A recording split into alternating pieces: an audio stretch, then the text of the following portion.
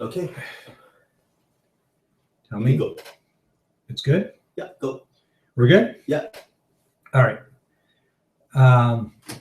Okay, so we're live. We're doing another YouTube video from Dufferin and St. Clair. And I wanted to do one because we haven't done one in a while. And it's a lot of issues have popped up. So let's start with today. The reconfigured mission against ISIS by Canada. Okay, I watched Trudeau's, Prime Minister Trudeau's. Still can't get used to that, Prime Minister Trudeau. But yeah, I mean, I always think of the older Trudeau, not the newer one. And it was very interesting. We've reconfigured the mission, and Trudeau impressed me today. He said that we're going to get rid of the bombing mission within 2 weeks, earlier than most people expected. So I thought, good for you. He was trying to send a statement like to a lot of people, you know, I made that campaign pledge and I'm going to follow through, and screw you, screw, you know, the allies, the right-wing media, all the media in Canada and all the right-wing types in Canada. That's what I want to do. And yes, we'll reconfigure the mission and we're going to do more training, which I don't agree with. But we're going to do that, and we'll still keep some surveillance aircraft and refueling aircraft, whatever. But we'll stop the bombing mission. And I thought that was just you know, I keep thinking of Pierre Trudeau. That was Justin Trudeau showing some spine, saying, "I know everyone said we have to keep bombing, we have to keep killing Arabs, we have, you know." And he said no. And I think his dad would have been proud. And I was impressed because even though we're expanding the mission in other ways, which I don't agree with, and I don't think Justin Trudeau agrees with it. I think Trudeau would like to end the military mission altogether. I think he'd rather concentrate on domestic issues, climate change, you know, dealing with Aboriginal issues and all that, rather than deal with problems in the Middle East, which are not of his creation, not of Canada's creation. It's, you know, basically, this is the Americans' problem, not our problem. They created ISIS through their stupid invasion of Iraq in 2003. But I have to admit, Trudeau impressed me today, and he surprises me. When I just, all of a sudden, when I realize, sometimes when I think, oh my God, he's going back to Justin Bieber, Trudeau. No, then he surprises. And today he showed some spine. All the right-wing media was going after him, Terry Molesky, the CBC, you know, and others. And I know, and I thought, you know, you showed some spine today. Your dad would have been proud of you. He wants to stop the bombing mission, and he knows that he can't. He'd love to get. I know that he would want to get away from the military mission altogether and concentrate on humanitarian and diplomacy and all the other things which I've advocated, which a lot of people have advocated, and he's going to do that as well. But he can't totally leave. He's got to keep some military assets in place because politics in Canada demand it, and some of our allies demand it. And so that was actually a political decision today, and it's kind of a sort of Solomon's judgment. I think the Americans don't really give a damn. Obama doesn't really care what Canada does. Obama doesn't care. He'd rather work with Trudeau on climate change and all the other domestic continental issues, the economy. You know, Obama's one of those people too.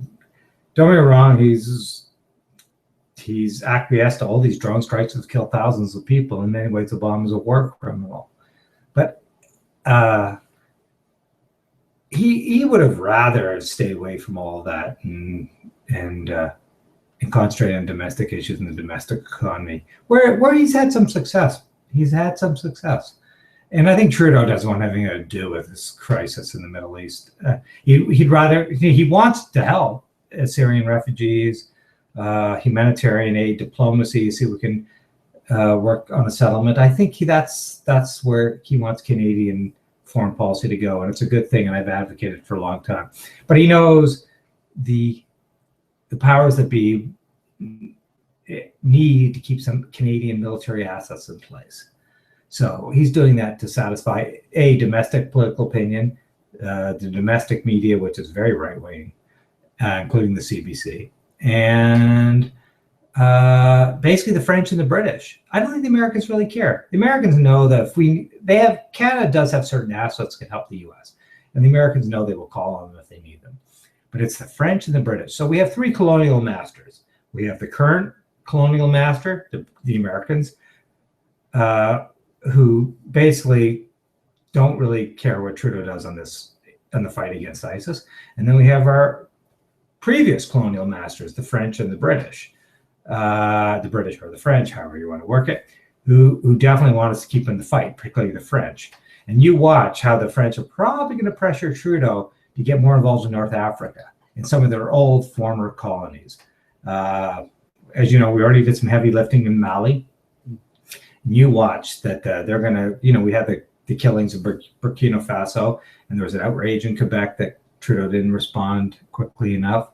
So you watch that we're going to get involved in North Africa. The pressure on Trudeau, particularly from the French, will be intense. So we'll see. But right now, I was very impressed today that he stood up to all the right-wing media saying, nope, that the bombing mission is ending sooner rather than later. And yes, we're reconfiguring the military, our mission to training and all that. And of course, I think we should just get out altogether. Because let's face it, we're mopping up from other people's mistakes, particularly the Americans. ISIS was created by the U.S. invasion of Iraq in 2003. Okay, that's pretty much, yes, political vacuum in Syria and the Syrian civil war helped, but it was pretty much created by the U.S. invasion of Iraq, and most people who observe this would agree. But nutty jihadism goes back to when the Carter and Reagan administrations put millions and millions and millions of dollars in the Mujahideen in Afghanistan to defeat the Russians during the 1980s. And then the Mujahideen morphed into the Taliban and later Al-Qaeda, and then ISIS eventually, because they all followed a certain stream. And of course, President Reagan, considered the Mujahideen the equivalent of the founding fathers of the United States, Jefferson and Madison and Washington and all that. Of course, a number of years later, as we know, they flew planes into the World Trade Center. That was blowback par none. So let's go back to Canada. Canada gave a lot of blood and treasure in Afghanistan. 150 young Canadians died in Afghanistan. A lot of money spent in Afghanistan. It's a mess. It's a bloody mess. It really hasn't improved that much. We were one of the lead actors in Libya, bombing Libya to get rid of Gaddafi. Libya is a bloody recruitment poster for ISIS or ISIL or whatever. And of course, a lot of this is being infiltrated into North Africa. They crossed the Sahara. They're in North Africa. And Canada took a lead role in bombing Libya. And look what Libya is today, just a failed state, a recruitment ground for ISIS. So we have to be, we really have to be circumspect of what we do in Iraq and Syria. And I think the Trudeau trying to move us more to a humanitarian refugee settlement in Canada, humanitarian aid, diplomacy is a smart move. So I think it's a good, and I really saw a bit of spine in today, and I was surprised. Every time I lose faith in what I used to call Justin Bieber Trudeau, then he comes back and surprises me. And today, he surprised me. He showed some spine. He knows he can't totally get out of the military mission. Domestic politics, the pressure for some allies, not so much the Americans, basically the French and the British, our former colonial masters. He knows he can't totally get out of the fight there, so he's reconfigured it. But he talked about things, Canada is an example of the world, tolerance, diversity. That's a way to fight ISIS, by being an example to the world, and doing humanitarian things like refugee settlement, humanitarian aid, whatever. So let me move on. Where he hasn't been as good as is on pipelines, in domestic issues. Obviously, we need to get Alberta oil to Tidewater. And there have been a lot of Canada's, I often say Canada's a country held together by ambiguity and good intent. It's a tough country to rule. It's got it's got diversity in its regions, it's got hatred of the regions, and the pipeline dispute has reignited that. In 1956, there was the big pipeline debate under Louis Saint Laurent, the former, the prime minister that followed Mackenzie King, another Liberal prime minister, and that almost tore the country apart. The 1956 pipeline debate, and now another Liberal prime minister is confronted with the pipeline debate, and he's got to show leadership on this. We need to get some pipelines built, and there are two that make sense. The Kinder Morgan project to Trans Mountain to Port of Vancouver, and the Energy East going to St. John, New Brunswick, where there are refineries already. And we need to get this built. He needs to show leadership on these issues. Forget about NIMBYism. We need some pipelines. We need to get Alberta oil to Tidewater. And, let's face it, a lot of hypocrisy about energy. In Quebec, Danny Coderre, the mayor of Montreal, said, "Oh, the environmental problems of pipelines." And I thought, well, geez, Quebec gets most of its power from the James Bay project. The James Bay project, hydroelectric project, devastated the Hudson Bay, James Bay lowlands. It was one of the great, they devastated the ecosystems of central Quebec. It was one of the great environmental calamities in the modern era. So how can anyone in Quebec complain about pipelines and the environmental consequences of some possible pipeline spill when most people in Quebec get that's not clean energy they get. They absolutely devastated parts of central Quebec. And of course, in Ontario, we get a lot of our energy from nuclear power, from nukes. We get most of our energy from nukes. 50% of our power comes from nukes. So, and nukes aren't clean. There's radioactive waste. We don't know what to do with it. There's also the possibility of radiation leaks. So nukes aren't clean either. So nobody can be, and even renewables aren't that clean. There is wind power, solar power, whatever. Solar power depends on batteries, even wind power to an extent. I'm a big supporter of wind power, and I'm a supporter of what Dalton McGuinty and Kathleen Ween tried to do in Ontario about clean energy, wind power, solar power. NIMBYism stopped a lot of that, which is sad because that's better than the alternatives. But yeah, so Trudeau needs to show real leadership on the pipeline issue because that could become a national unity crisis. And Alberta's suffering, Saskatchewan's suffering. There are lots of job losses because of low oil prices. So he needs to show leadership on that. And I know he has somewhat, but it's far more important than what's going on in the Middle East. And, I'm saying that because when he said today in his news conference, he said, he made a good point. ISIS they're just a bunch of murderous thugs. In many ways, they're no different than the Mexican drug lords in northern Mexico. They're just thugs. And it's not an existential threat. It's not an existential threat. It's not the Nazis invading Poland in 1939. It's not the Mongol hordes. It's just a bunch of thugs, and they will be defeated. A political settlement and hard to get, I get it. But yeah, they're not the threat that there's a lot of people in the media make them out to be, or people make them out to be. And because we haven't done this in a while, the Sammy Youtine verdict, talking about Trudeau today, it's solemn judgment. Yeah, that Farcio guy at least got some justice. He assassinated that kid on the streetcar, but at least some justice was meted out, and it's hard to convict a cop. People love the cops. Even there was a recent poll in the Star. Despite all of this, 60% of people think they trust the cops. I don't trust the cops, but a lot of people still do. It's very hard to get a conviction against a police officer anywhere in North America. So this was a small victory for people who want some justice on the police issue. And I got to congratulate the Toronto Star for their great series Breaking Badge on police abuse and accountability. The Star did a great job on that. And I think some people read that, and hopefully some of the jurors were influenced by that. Yeah, this Farcio fellow, Constable James Farcio, needs to spend some time in prison. He killed some young man who didn't deserve to be killed, and ironically, this guy came from Syria too. So going back to the Toronto Star, though, their coverage of the Guillaume Ghomeshi trial has been so over the top, so nutty, so tabloid journalism. And occasionally the Star is a great paper, but occasionally they sink to this tabloid journalism. And who cares? Yeah, the charges against Guillaume Ghomeshi are serious. Sexual assault, whatever. They're very serious. But the guy's a minor celebrity thug. That's what he is. He doesn't deserve this coverage. He does not deserve a special section of the Toronto Star, as it did in Saturday's edition. And the Star should not stoop to this sort of tabloid journalism.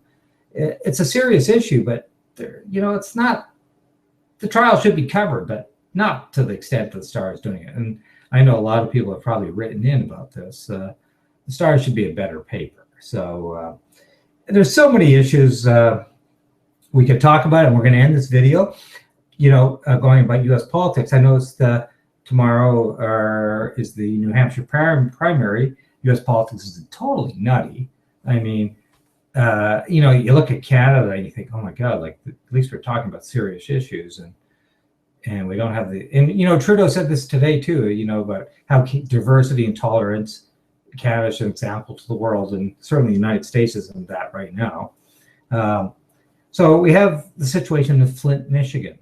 Okay, the dirty water, absolutely appalling for the richest country in the world. The country spends trillions on its military and intervening in other countries and telling the rest of the world that the U.S. is exceptional. But there are so many places like Flint, Michigan, across the United States, dirty water, not clean drinking water. Pittsburgh, lots of Stockton, California, lots of cities, and Hillary Clinton went to Flint, Michigan on Sunday, and a lot of people are saying, "Oh, that's just campaign politics, and it's pretty cynical." But good for her. And I have to admit, like I like Hillary, but I understand the cynicism towards the Clintons. The Billary, as they say, right? But good for her to highlight. She brought tons of media with her, and everyone they were thrilled that she came to endorse, to bring more spotlight to an issue that is so horrible. This Michigan community, highlighted in Roger Moore's first movie, by the way, Roger and Me. That you have dirty water, lead poisoning in the wealthiest country in the world, and this is very problematic across the United States, just not in Flint. Erin Brockovich, famous member Erin Brockovich, played by Julia Roberts in that movie. She even says, "Yeah, this is endemic in the United States." So good for Hillary Clinton for doing that. I know people see it as cynical campaign ploy. I don't see it so much that way. And people of Flint were very happy to get publicity. And I know that CNN is going to do a town hall there in a couple of weeks with her Bernie. And I'm sure Bernie is thinking, geez, why didn't I think of that? And I'm pretty okay. So yeah, it's interesting, U.S. politics. The Republican field, other than a few of them, I'm not even going to go there, is kind of nutty. We'll see what happens tomorrow on Tuesday night. The Democrats, I do think Bernie Sanders is a bit of a fraud. He appeals to a lot of young people, the hope and change type, who most of them won't even go out and vote. And I almost think Bernie Sanders was put up by the Democratic Party to give Hillary some competition, because he came out of nowhere, and I don't totally trust him. Hillary, the sleaziness of the Clintons is well known. We got it. But you know what? She's policy substantive. I've watched her in those Benghazi hearings when they just drill her.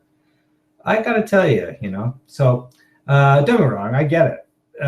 But I think Hillary's biggest problem is she was a big supporter of the bombing of Libya, which I've mentioned. Which Canada took a lead role in. And of course, Libya is a recruiting ground for ISIS now. And thank you, Canada, and thank you, Hillary and Barack Obama, for that. But yeah, you don't see Bernie going after Hillary on Libya, because he probably endorsed the bombing of Libya. And when Bernie talks about, a Canadian-style healthcare system in the U.S., that's not possible. Hillary tried it in 1994 when she was the first lady. And then Obama struggled to get the modicum of healthcare that they got. The modicum, the struggling to get that was amazing. And Bernie thinks he can just bring in universal healthcare. You kidding? The American political system is so screwed up. Just to get what they got took so much struggle. And I agree with Hillary on that. You know, you got to improve on it, make it better, maybe move to a more Canadian or European style system, but you can't just tear it up. And if Bernie thinks that he can, is laughable. It goes to show you that the guy is kind of like, you know, hope and change only works so much, but you actually got to get things done. And I know that's the Clinton campaign slogan, but it's true. You got to actually get some things done. And I watched how Hillary struggled in 1994 when she was first lady to try to get some, and the Clintons want to get some health care done in the U.S. And then finally got something done under Obama. It was a struggle. Anything in the United States is a struggle. Look at gun laws. You can't get serious gun laws in the United States. Think what Obama's done, the power of the presidency, executive action. You know, the Americans do not even want to change they should change the Second Amendment, which guarantees gun rights. It goes back to the founding of the country it actually goes back to 1791, actually. The Second Amendment about the right to bear arms. But that's when they were a struggling, fledgling country, fearful of the British, fearful of invasion.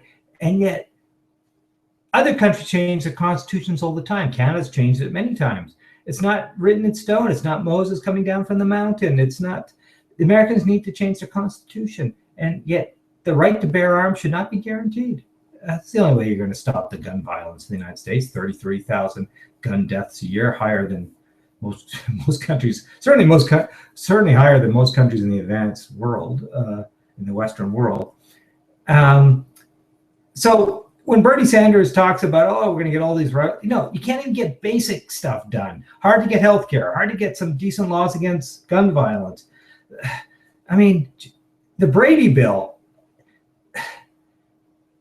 James Brady was Reagan's press secretary. He was basically killed when they tried to assassinate Reagan in March of 1981 by John Hinckley. Even Republicans will not support the Brady bill. In fact, they've overturned it. That was something one of Clinton's, and I think Bernie Sanders didn't support the Brady bill because gun owners in Vermont are big. Okay, so if the press secretary to a Republican president, Ronald Reagan, is basically killed, as he was in March of 1981, he survived, but he was not the same person. And they had the Brady bill, which Bill Clinton put it into passing, assault ban on assault rifles and all sorts of things, and then overturned. It goes to show how difficult it is to run the United States. Okay, so yeah, hope and change and all that stuff. It's not going to happen. And Bernie Sanders, I think, is a bit of a fraud. And